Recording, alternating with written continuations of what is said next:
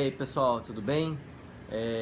Hoje nós vamos falar da competência 4, que tem a ver com o nosso repertório coesivo, tá? Mas o que é isso, Vinícius? Bom, repertório coesivo, né, é o conjunto de elementos coesivos utilizados para conectar as partes do texto. O ideal é que você use o máximo de conectivos diferentes, evitando repetições e mostrando assim que você tem conhecimento de um vasto repertório, tá? Eu, inclusive, aconselho vocês a baixarem uma lista na internet e copiar no caderninho de vocês para auxiliar na elaboração das suas redações, fazendo com que você pegue mais a prática, né, de usá-los naturalmente.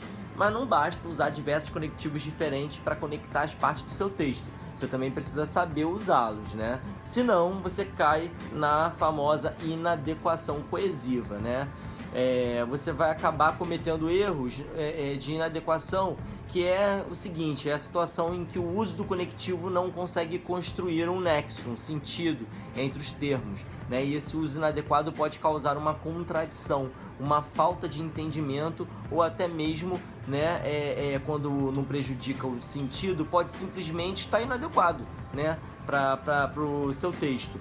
Aí na tela de vocês eu coloquei 3 exemplos para vocês verem o que eu estou falando. Mas eu queria que vocês agora pausassem o vídeo e dessem uma lida neles, né? Tentando encontrar os erros e tentando também corrigi-los. Pode ser? Faz aí como se fosse um exercício. Tenta substituir esses conectivos por outros que sejam mais adequados, tá? Já foi? Então, vou seguir, hein? Então agora a gente vai ver se coincide mais ou menos com as correções que você fez aí na sua casa, né? Na primeira frase, o candidato usa um conectivo de adversidade, que une ideias opostas. Mas, nesse caso, a relação não deveria ser de oposição, e sim de conclusão, cabendo aí um portanto, dessa forma, desse modo, né? A frase poderia ficar da seguinte forma, ó: existe ainda muito preconceito contra os surdos, portanto, isso dificulta a formação. Já na segunda frase, eu trouxe um exemplo que é o contrário.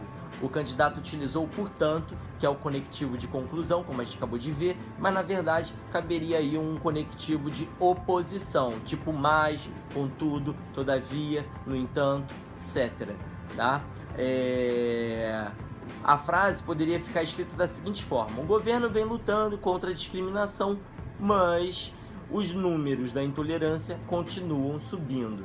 Por fim, na terceira frase, o conectivo usado onde, que deveria fazer referência a um lugar, não possui função locativa. Até dá para entender o que, né, a pessoa quer dizer ali, mas o uso do conectivo está completamente equivocado.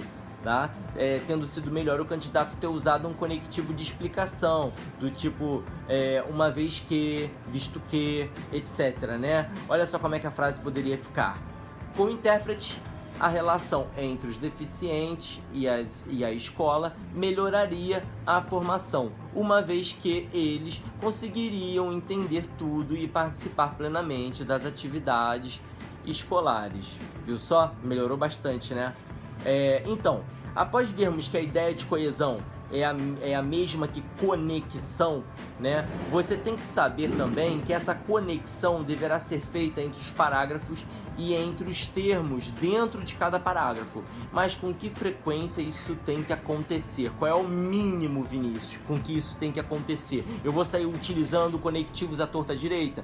Até, né, depende, se for necessário, sim, né, e de preferência diferente, mas calma, não exagere, né? Existe um mínimo ali que você deve cumprir, né? E eu vou te falar esse mínimo, tá? A resposta para essa pergunta é: 2 parágrafos devem começar com um conectivo, tá? Pelo menos 2 parágrafos, né? E a presença de pelo menos um conectivo deve existir dentro de cada um dos parágrafos do texto. Resumindo, 2 parágrafos começando por conectivos é o mínimo, e dentro de cada um de todos os parágrafos também deve ter a presença de um conectivo, tá? Para o seu texto não sair perdendo tanto ponto assim. E, claro, né, evite repetições. Se você quiser dar uma olhada nessa redação de nota 1000 da Isabela Castelo Branco e veja se ela cumpriu com esses requisitos, tá? Olha, outra questão a que vocês precisam se atentar é a das repetições, né? Que eu tô cansado de falar, a repetição é errada quando ela torna o texto cansativo. Isso não necessariamente acontece, mas é bom usar diferentes elementos de coesão, a fim de você mostrar que o seu repertório é diversificado, né? Logo a seguir eu vou mostrar um exemplo de redação com muitas repetições, tá? Vou botar aí na tela de vocês, né? Se você reparar, o candidato repete demasiadamente os termos devido a, deficientes auditivos, mercado de trabalho, né? Isso acaba sendo um problema de coesão, porque o texto deve se conectar de maneira a evitar essas repetições. Então, como esse trecho poderia ser reescrito, né? Você quer fazer esse exercício aí na sua casa, reescrevendo o texto, antes de eu fazer?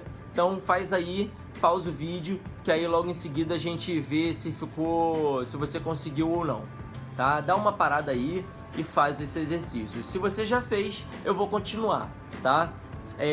Agora que nós fizemos as substituições dos termos, o texto se tornou mais fluido e o candidato acabou demonstrando mais familiaridade com o funcionamento dos mecanismos coesivos nesse tipo de texto. Então aqui vai uma dica, né? A partir de agora, toda vez que você terminar de fazer seu rascunho, sublinhe todas as palavras iguais, tá, do seu texto e vê se isso está atrapalhando a fluidez dele, se está sendo muito repetitivo, não é? Se realmente é necessário ter todas essas palavras ali se repetindo toda hora, tá bom?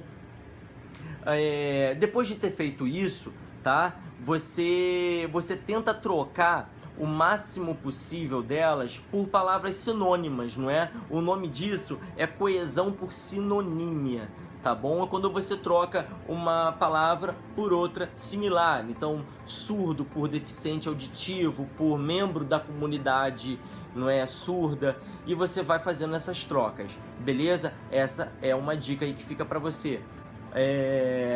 E aqui vai mais um problema causado pela redação em monobloco. A gente já tinha falado dela antes. Nelas não há paragrafação, portanto a coesão do texto acaba sendo afetada. Por quê? Porque como a coesão está relacionada à conexão entre os termos e as ideias, né, de maneira fluida, elas não podem estar todas num bolo só. Elas precisam estar separadas por partes, a introdução, os parágrafos de desenvolvimento, a conclusão. Isso faz parte da coesão também, né? Então se liga nisso também, beleza? Para não cair nesse erro.